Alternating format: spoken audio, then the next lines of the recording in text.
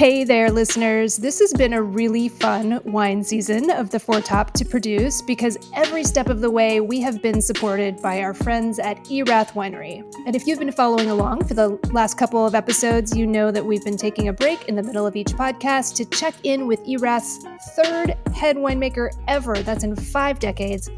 That head winemaker is Leah Adent. And with the holidays coming up, I think you're going to love hearing about Leah's childhood memories of holidays in snowy Alaska, where she grew up. Now, if you've already purchased the Erath 3-pack, you're ahead of the curve. You can join us as we sip some Erath Resplendent Pinot Noir 2019 during this episode. And if you haven't, make sure to check it out. You can taste this wine with us because Erath has put together a special discounted 3-pack just for our listeners at erath.com/theforetop. That's ERATH, erath.com/theforetop. You can take advantage of this great 15% discount until the end of 2022.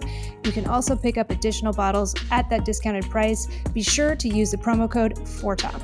And now, cue the joke. I really have only ever known one joke. I'm going to save Martin and tell my one joke, which happens to be about wine. There's a winemaker standing behind a table, and 2 people come up. He's pouring, tastes. They taste the wine, and they say, wow, this is a really good wine. Like, when should we drink this?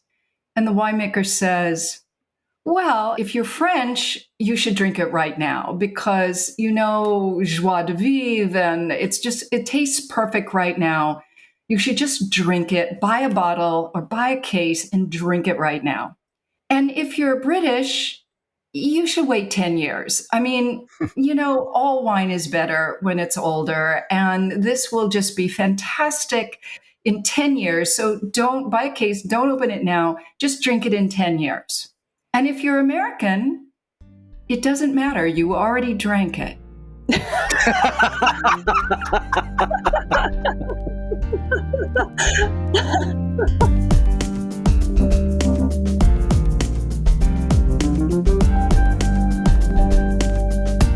Hello and welcome to the Four Top. It's a roundtable discussion of today's hot button topics in the wine and food world. I am your host, Catherine Cole. And I'm your host, Martin Reyes, Master of Wine. And on this episode, we are going to discuss, well, you know, one of those unicorn career paths, a wine writer. You know, I think everyone secretly dreams about being a professional wine writer. There's this romantic notion of what that is. But the wine writers that I know, most of them complain about how difficult it is to make a living as one. That is for sure. Martin, I was chatting recently with a beverage publication editor, and he was totally kvetching to me. He said, every somm and wine retailer and importer he talks to fancies himself to be an undiscovered great wine writer. But then he was also saying that he really can't afford to pay the best journalists, the best wine writers, because the advertising income just isn't there to support serious journalism in wine anymore. And he was talking about how tough the business is. So it is the unicorn profession. My hat's off to them. It is a tough business. It sure is. I actually kind of got out of it myself. So I am really excited to hear from our guests, a couple of wine professionals who know this business inside and out. I hope they will tell us not only how to survive, but how to thrive in the cutthroat business of wine writing. Indeed. We are joined for a second time by Julia Coney. She's a contributing editor for VinePair and wine columnist for Sweet July magazine. She's a wine consultant for American Airlines in partnership with the James Beard Foundation. She's the founder of Black Wine Professionals, recipient of Wine Enthusiasts 2020 Social Visionary Award, and was named as one of wine's most inspiring people for 2022 by the Wine Industry Network. So good to have you back, Julia. Thank you. Happy to be here. And Karen McNeil joins us as our second guest. She's the author of the perennial best-selling book, The Wine Bible. She's creator and editor of the digital newsletter Wine Speed, creator and chair emeritus of the Professional Wine Studies program at the Culinary Institute of America. She's an Emmy Award-winning host of the PBS series Wine, Food, and Friends with Karen McNeil. And, you know, she's a winner of practically every major wine award given in the English language, including a James Beard Award for Wine Professional of the Year. Karen, welcome. Thank you. Thank you, Martine and Catherine. Wonderful to be here. And before we started taping, we were talking about how, I certainly learned everything I know from just reading the Wine Bible cover to cover when I was about 25 years old. Thank you for all you've done for the industry, Karen. Oh, my pleasure. It was very hard for me to learn about wine. And in a way, it was the book I wished I had had. Yeah, it's an essential book. Thank you, Karen. Let's dig into the conversation. I'm so excited to talk about the business of wine writing with the two of you. And I have to admit, listeners to the Four Top often hear me complaining and lamenting about the fact that pay for wine journalism has declined since I got in the business. As media has become more fragmented, it has gone through some real growing pains. And Karen, I know you have experience with this as well. So tell me about your experience as a professional wine writer. And I'm wondering what the economic outlook is today for those who might be considering jumping into this field. Well, thank you, Catherine. And it's always a pleasure to be on with Julia. I remember when I was starting out and had my apartment in New York City, which of course everyone knows is an expensive place to live. But I remember in my office, I had taped to the wall beside my desk all the articles I was working on, usually 7, 8, 9 at a time. This was in the late 70s and early 80s, the great era for magazines. And actually, you could make a living. I did as a wine writer. You did have to have like 7 gigs going at the same time. You had to be fast. There was no getting writer's block here, right? You had to really, as they say, pump it out. Hopefully it was still really good writing. But you could make a living. You might not be able to support a family of 4, but you could make a living for yourself. Today, presumably when I know a little bit more and am a better writer, in fact, today I could not make a living just by wine writing. I have old ledgers looking at the amount I was paid 30 years ago for magazine articles. I'm still paid the same amount today. So there are the reasons to write those articles still. And I still do, because when you're a writer at heart, you're a writer at heart. But the business of being in the writing business has changed perhaps irrevocably. I see a difference between wine writing and wine criticism. I don't know if Karen sees the difference, but I think they're kind of two different things. So I think when we're talking media-wise, there may be a difference in how people see those things. I don't say I'm a wine critic. I say I am a wine writer. Like Eric Asimov and Esther Mobley, to me, are wine criticism in a different way. I agree with Julia. I think this is a really important distinction to make, because critics have newsletters, either digital newsletters or written newsletters or both. And if you're a winery in the world, you sort of have to subscribe at $125 or whatever to see if your wine is reviewed. But Julia and I are in a different world. We're in the world of wine writing. And so we're paid by newspapers and magazines and to some extent now digital entities. And it's a whole different economic ballgame. But I think there's a place for both. And I'm sure, like a lot of us in the business, we read both. We read the criticisms and we read wine writing. Like, I think of you, Karen, as having the first, in my opinion, wine newsletter with Wine Speed.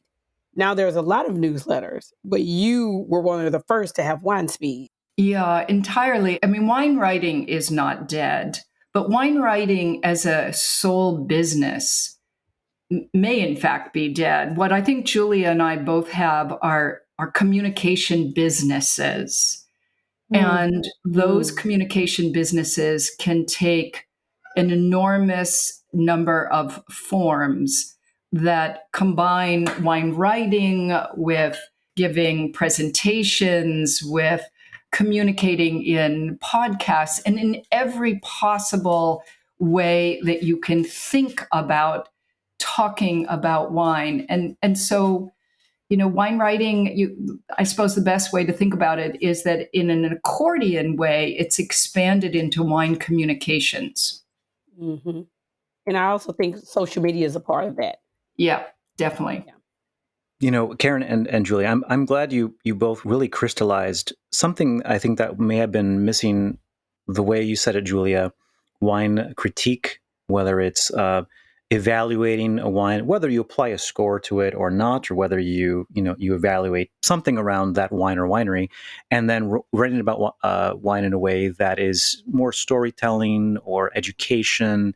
There's always a bias, I think, right? But isn't necessarily judging the merits of that as much as sharing a story. So I'm thinking back if you listen to I think it's 103 episode with John and Eric, the one you both referenced, we had them on last season, and they argued a version of wine criticism is dead, but it's evolved and morphed. And it's good to understand that if we use the analogy of like a tour guide, or rather, tourist attractions, some guides will just explain to you the story, why it's been historically important, right? Where others would say, no, I'm a critiquer of that town, and I'll tell you where the best restaurants are. Don't go here.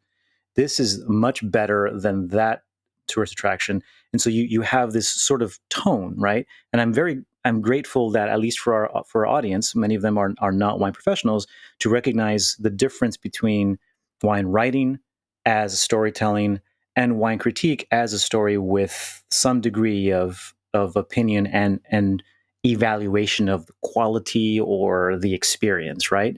Is that helpful for us to use as a framework? Martine, there's kind of an inherent irony in this way of thinking about the difference between criticism and writing, which is criticism is based on scoring, right? Largely, every critic uses scores. Yeah. Well, every writer comes to scores very reluctantly, because here you have slaved over the words, right? And you've given someone, by scoring, the opportunity to not read the words that you've laid awake at night trying to put a wine into words. And all four of us know that putting a wine into words is not easy. My heart goes out to all my fellow writers, Julia and everyone else, because here we are trying so hard to do something that's so difficult. And at the same time that we're doing that, the world of wine criticism is saying, you don't even need to read the words. Just look at these numbers. And that's a little, it's a bit demoralizing. And I also think people still want to hear that story too. They want to Definitely. know, like, is there a goat on the property? What did the winemaker do? And we can talk about in different regions, like the winemakers we enjoy talking about, and we're tasting their wines. But when we tell the story of perhaps visiting them or talking to them on the phone or even talking to them through Zoom, that's something that consumers still really enjoy. The question is now, it's just harder to get that story in front of them. Okay, so then what's lost when a pathway of traditional wine writing and reporting is no longer possible? It's frustrating, right, to be in that industry. How does that play out? In an effort to be a good communicator and needing to work in every possible medium, digital writing, everything you can think of, one of the difficult, or not difficult, but sad aspects of that is there's no one to question you. There's no one to say, how do you know that fact?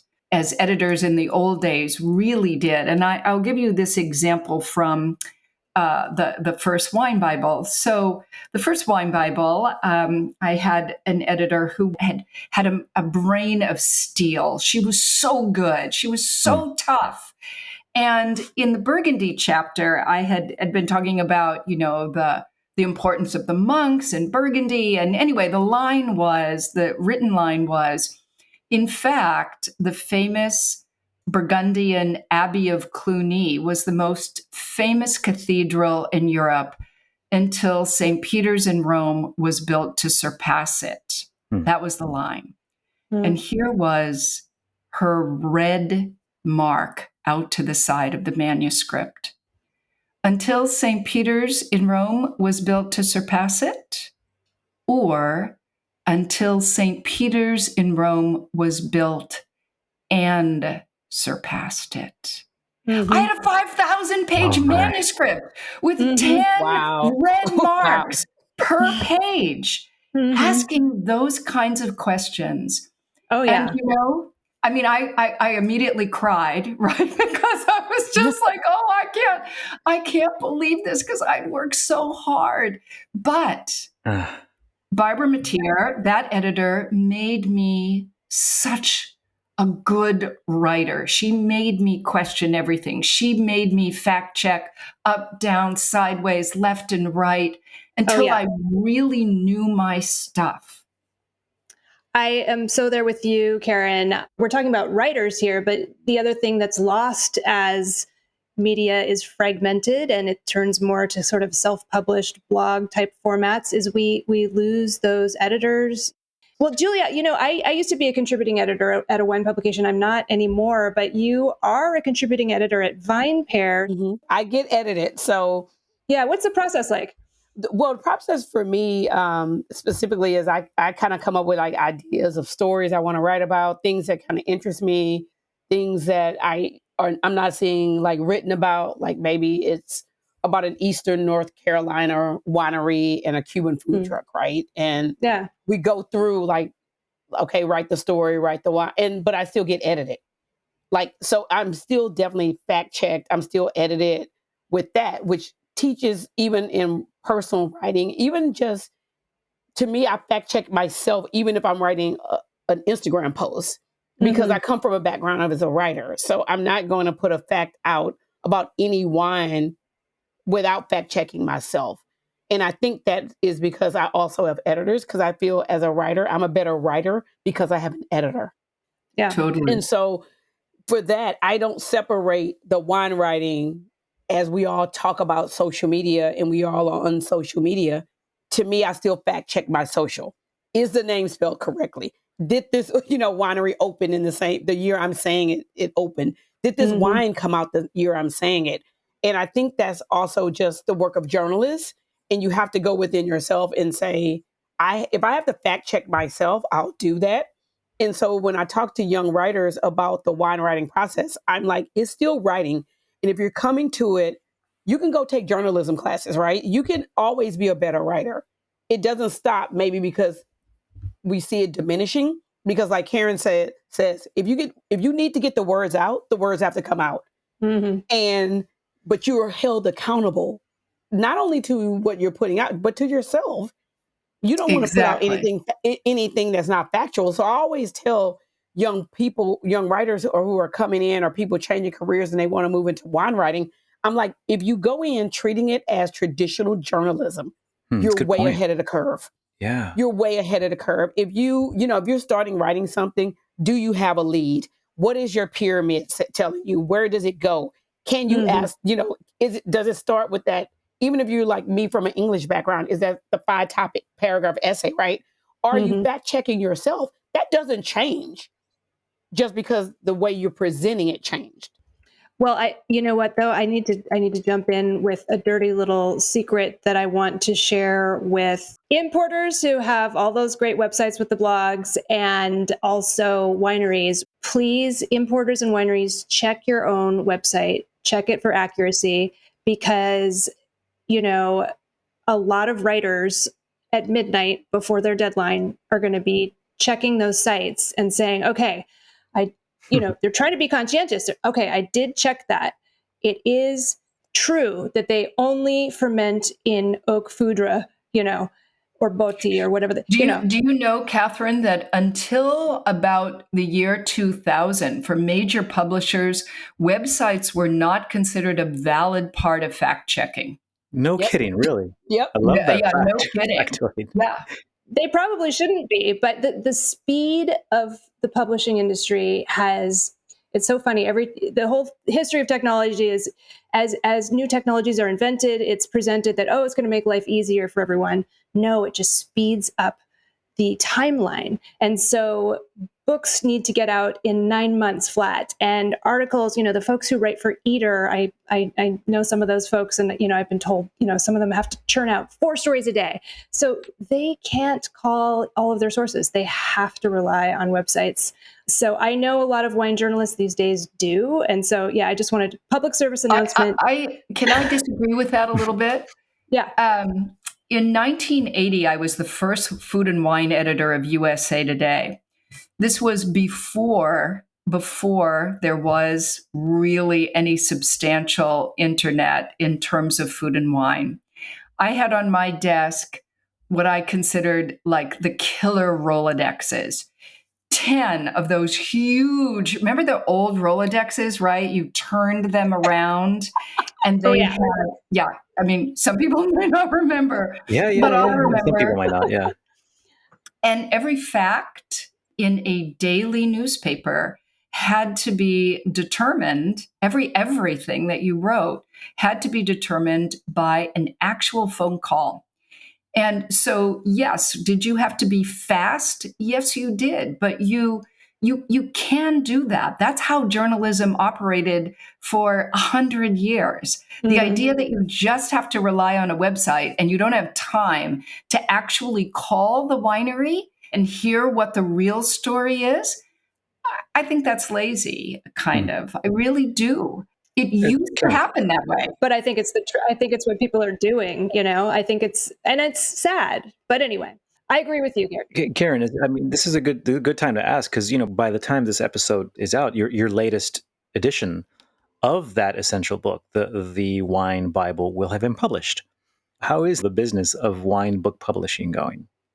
One part of writing a big book is just being very solitary and knowing for the next 5 years you're going to make 6 cents an hour and you're going to write that big book. And as Julia was saying earlier, check yourself, hold yourself to a really high standard.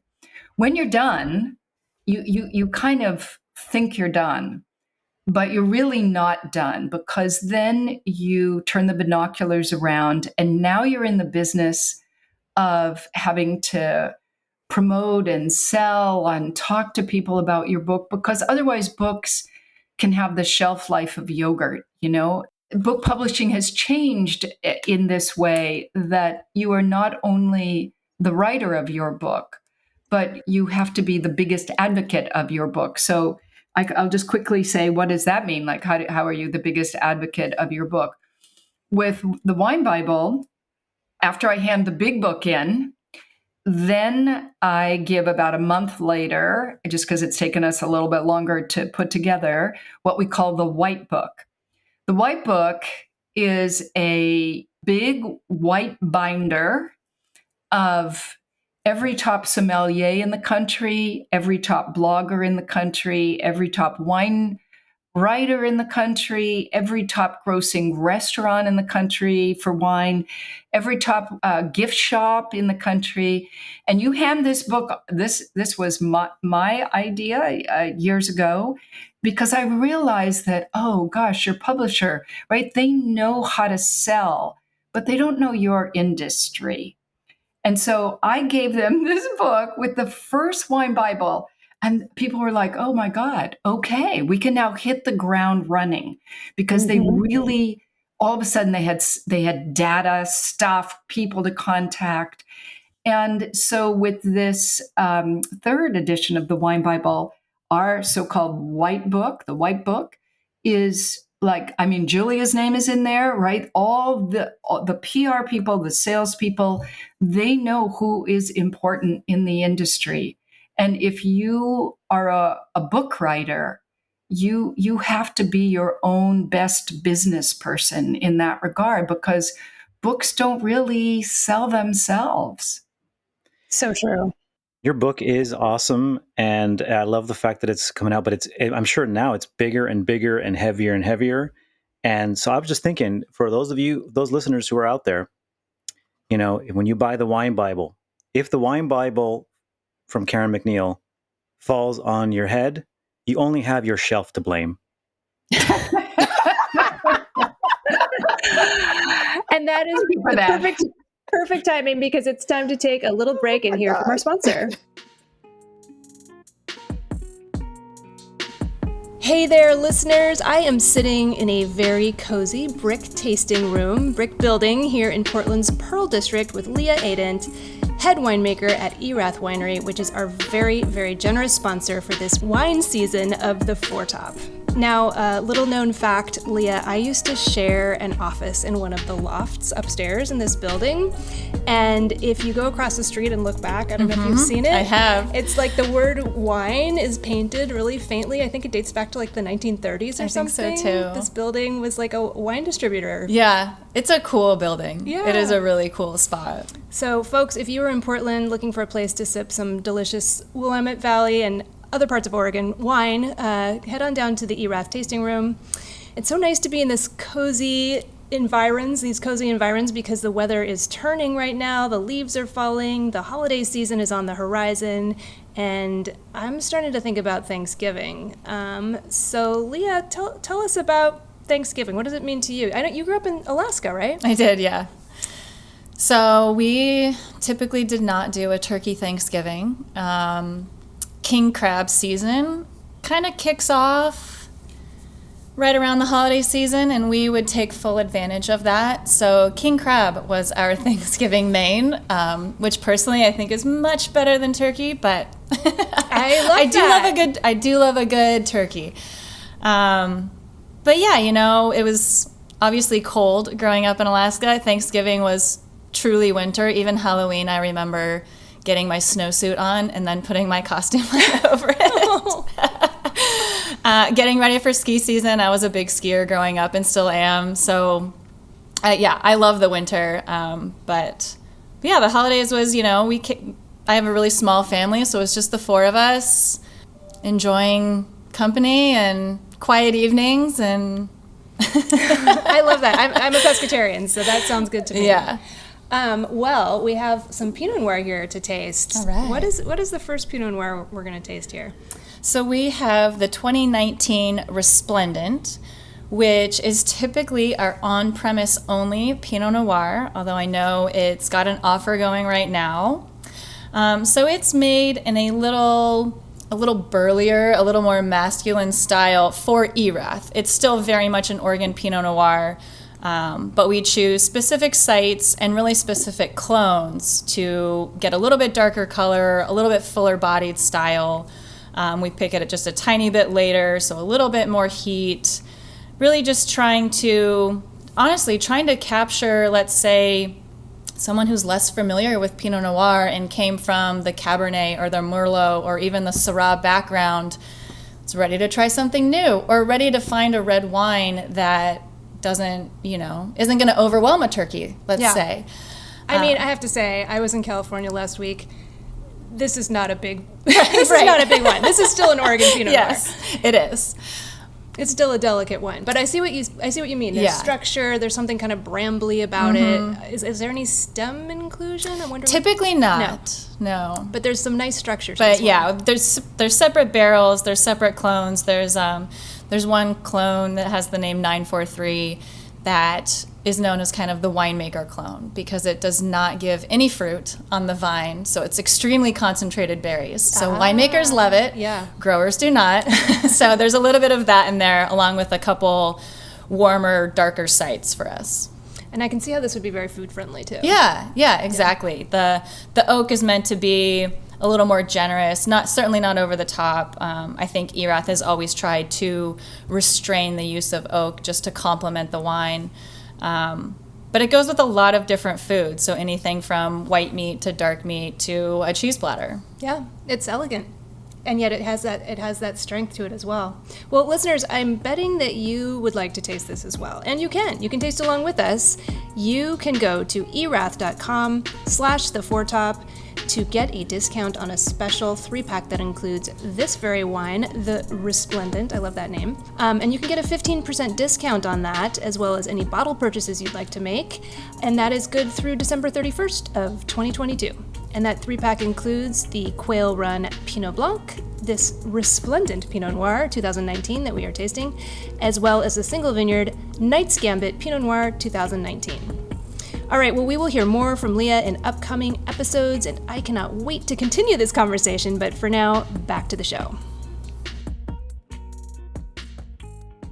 Folks, let's transition. We've had sort of a depressing conversation about how miserable the wine media world is these days. I don't think it's depressing. But Julie, I was just gonna throw the conversation your way because I feel like I'm glad Julie said that. But anyway, go ahead. Yeah, I don't think it's depressing. I feel like you haven't figured out. Teach us. Okay, no, I don't think it's depressing. I think we also have to look at is what life is. That doesn't mean it's depressing.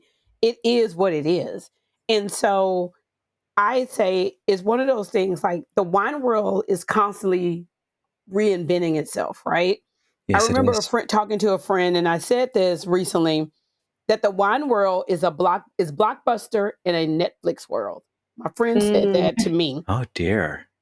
And what that is saying is like the world is evolving faster than I think the wine world and wine writing is used to. Mm-hmm. So it doesn't mean it's depressing. It just means we have to catch up faster.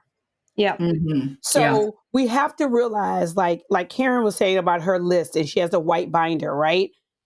She not only is she doing that, as well as like writing and editing a book, and people who are listening who want to write wine book, but she's also doing her own PR. So she's also a public relations, as well as the marketing team, as well as the writer and the editor and things like that. But what it allows us to do with social media as part of wine writing is we're reaching a different audience. We're reaching the same audience we want, but we're reaching newer people, right? So whereas, Catherine, you and I know volume 1 and 2 of the Wine Bible, now Karen is reaching people who knows 1, 2, and 3, or people who just coming into book 3. So with that being said, we just really have to, how are we engaging people to actually want to be inspired to read the wine writing we're writing? It may be newsletters.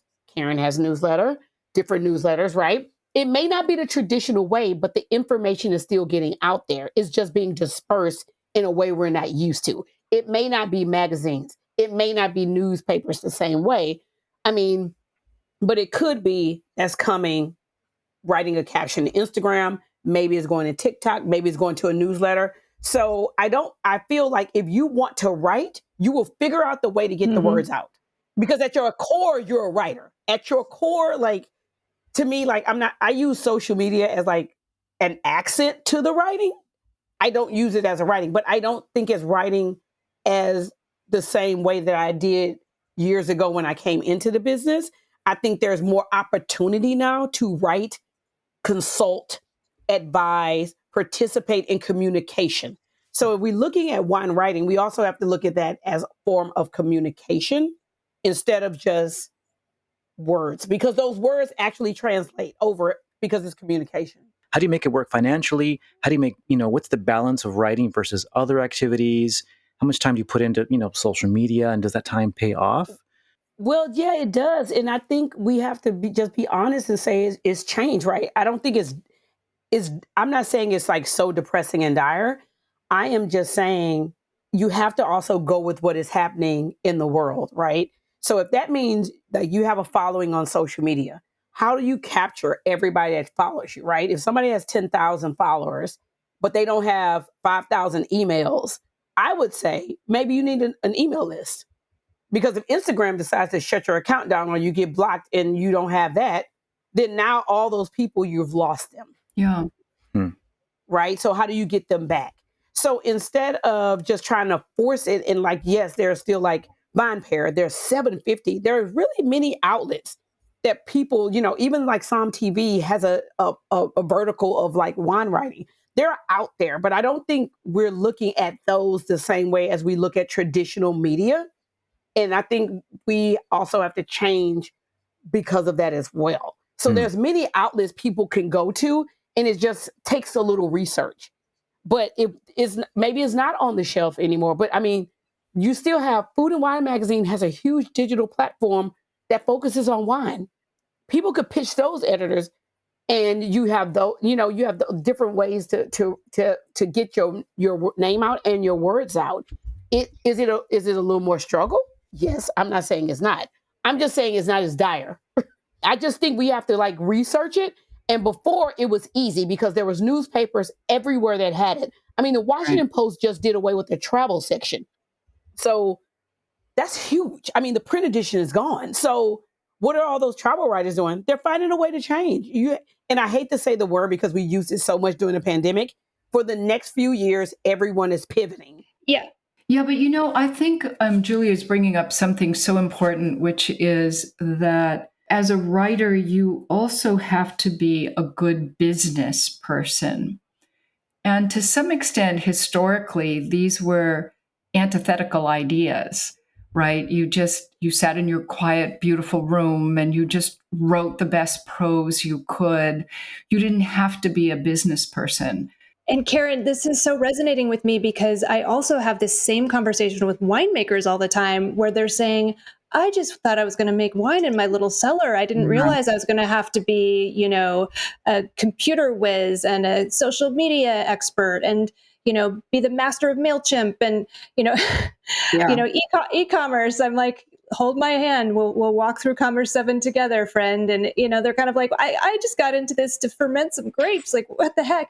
You got to be on public facing, right, Catherine? No. Yeah. I mean, but you're so right, Karen and Julia, both of you, that, a successful writer also has to be a quote unquote media personality, which can be uncomfortable for us. Those of us who, had that dream of, back in the day, it would have been the dream of like wearing a beret and smoking a cigarette and sitting at a cafe in Paris with our notebook. And that's what we were going to do. And I've certainly myself been criticized for putting myself out there on social media, while at the same time hearing from my editors and my publishers, we're not going to publish this. We're not going to hire you unless you have a certain number of followers. So get your shit together and put yourself out there. So it's like, it's like the devil and the angel, one on each shoulder. And it's tough. I don't think numbers, this is me personally, I don't think numbers always correlate to quality. I don't necessarily believe that. I do think that people find the person in wine, like that they want to read, they want to follow. When people get an article or they read a book and they're coming to find that person, it just all kind of sinks in. And maybe I'm like the glasses always have full kind of person. But I do think now, like Karen's like, you have to look at it because at the end of the day, the wine world is also still a business. As much as emotion we have regarding wine, as much as like we want to sit at a beautiful view and talk and rap poetically about the nose on it and the bouquet and the taste, it's still a business. So wine writing is part of the business of wine. The more we continue to write about it, talk about it, communicate it, then we're helping the business of wine, which eventually helps us. Is it easy? No. I will say, because no wine writer I know is doing one job of wine writing. You're doing a lot of other things. For those who are listening and thinking, okay, well, what's changed? Is wine criticism dead? Is wine writing dead? No, perhaps a version of the answer is you have to be a multidisciplinarian, understanding business, understanding your money in and out. Also understanding how to be in front of a camera, in front of, or being able to speak live to promote your book or to promote your article or to promote you, or maybe there's a controversy. You wrote something and you have to know how to defend yourself. And all of a sudden you're like, wait a minute, this is much more, both commercially as well as marketing wise, a train that you're on. I'm reminded of this comment that somebody here everyone knows with Jancis Robinson mentioned since the pandemic, especially. She said, wow, people know what my house looks like now. And I asked her, I said, you also have had to learn how to jump off the page. People know your written word. They didn't really hear your commentary. So you have a different kind of power than you used to. You can say to us in front of a screen, gosh, here are some of my fears. Here are some of my, here's me being real. And the connection is enriched. And we see her and we see Karen and we see Julia not as just names on books, but real people with real dreams, real fears, much more than just simply being a wine writer.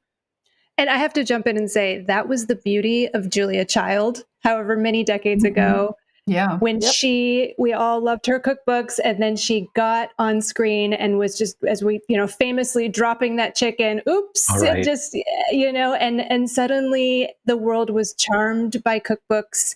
And so, gosh, Martin, you're giving me hope, because what I'm hearing is that if you can make this kind of personal connection with your readers, there's a bit of enchantment with that. And maybe that will bring people back, just the way Julia Child brought people back to cookbooks, because she was just so engaging on screen. When you're giving a personal presentation about wine, which is sort of the other side of the coin of writing, is teaching or giving presentations. If you can be vulnerable, if you have the courage to be vulnerable, it's the most powerful thing in the world.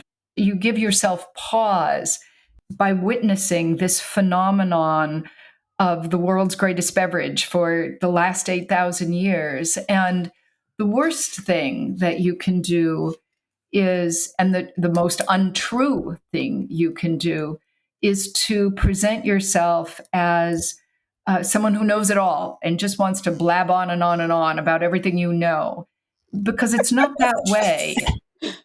But those guys are so successful. No. Sorry. But here's the thing. We're not trying to be those guys. It's kind of like Exactly. we're all on this call, right? And all of us love sparkling wine. Let's equate it to sparkling. Yep. The way we tell our sparkling story is very different. The way Karen's going to tell it in a California setting, maybe sunset. The way I talk about it being in the South. The way Martine talks about it in a different way. The way you, Catherine, talk about it in Port. We're still talking sparkling wine, champagne. We could get the same wine, 4 different stories. Yeah, 4 different stories bubbling up, and right? That's okay. Yeah. Bubbling, literally bubbling up. Right? And that's the beauty of wine writing, because those 4 stories are going to connect with 4 different people. And those 4 different people are going to tell some other people. And those other people find it. And they eventually find us, and they see us in that different way. And that's the beauty of wine writing. We're capturing it so differently, but also so personal, as Karen was saying, so vulnerable. Mm. And that makes people want to drink it because we're honest, right? So yes, you can say maybe that guy is successful who goes on and on, blabbering, as we might say, but the personal always connects more. So to me, that's successful. Mic drop. Yeah. That's success. That's success. Yeah. So well said.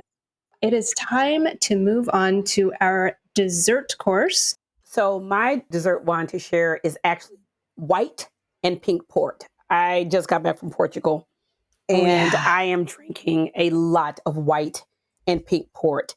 And instead of using tonic water, I am actually using sparkling wine to actually make my kind of like beverage, and it's very refreshing. So my dessert wine is a white or pink port, quote unquote, cocktail with sparkling wine. It's like a Cure Royale, only the Portuguese version. I love that. In Porto, they were doing pink port with tonic water and like a leaf of mint.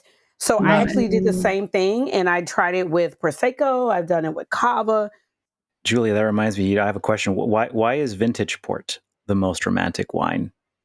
I don't know. Tell me, Martin. Because it gets sedimental the more it opens up. Oh, Martine, you are so bad. Right. But Karen, what is your dessert course for tonight?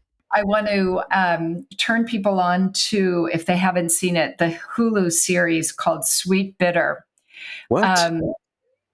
Which is, it reminds me of, in a sense, almost my own experience. God, that book is so amazing. Oh my God. Yeah. Yes. So this young woman moves from, I think, somewhere in the Midwest.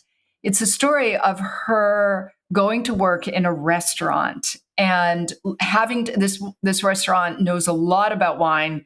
They do a lot of grower champagne. Everybody's super sophisticated.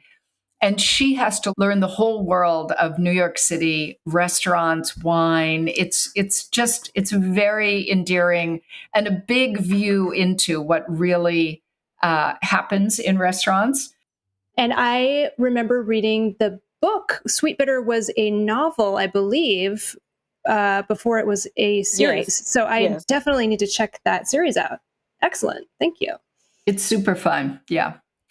Because we all remember, right? We all remember those very tender moments when we were just learning, when Macon, Meursault, Montagny. I mean, these were like, who knew, right? These were just, you were just like, oh my God, everything was completely confusing. And so it captures really well the tender moments. But in the novel, I recall there was a lot of snorting coke and all the other fun stuff. Definitely. Okay, so that's in the series as well. Okay.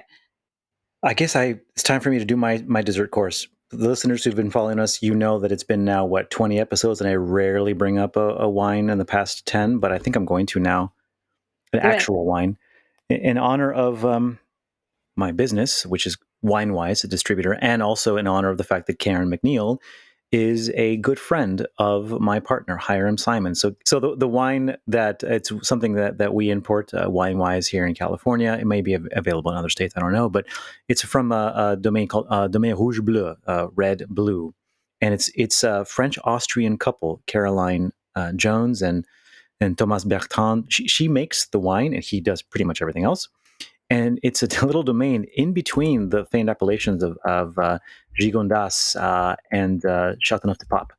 And it's farmed organically. There's some biodynamic principles going on there. Fantastic. So they make a bunch of different wines. But it's what I'm drinking right now. It's probably what came to mind. It's their 2021 Dentelle Rosé. It's split between Carignan, I'll use the American accent, Carignan and Grenache. And deep-rooted vines, biodynamically farmed, the perfect proper ripeness, almost this improbably low alcohol level of 12%.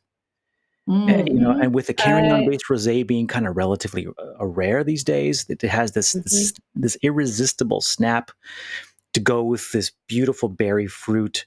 And, Southern Rhone rosé, just, I don't know if it gets much more refreshing and delicious than this. And the kicker is that it's in the teens. It's like $17, $18 at a grocery store or anywhere here in California. Wow. Just like, it's so refreshing, so steeped with ethical farming and small town charm between this Southern Rhone vibe.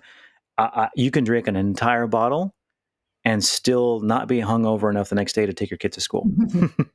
Okay, my dessert course, really quickly, I'm going to turn my camera on. We record with our screen cameras off, but I'm going to turn mine on so I can show Martine what I'm drinking tonight. I don't know if you can see the label. Do you recognize that? Oh, yes. It's a Philippa Pato. Yes. Wines, yes.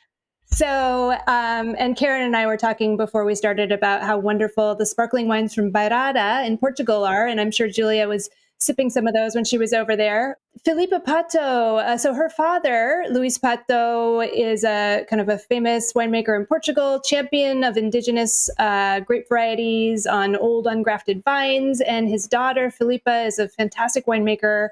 Her labels are great because she calls her wines authentic wines without makeup. And so I guess they would be classified as natural wines, but they're clean, they're delicious.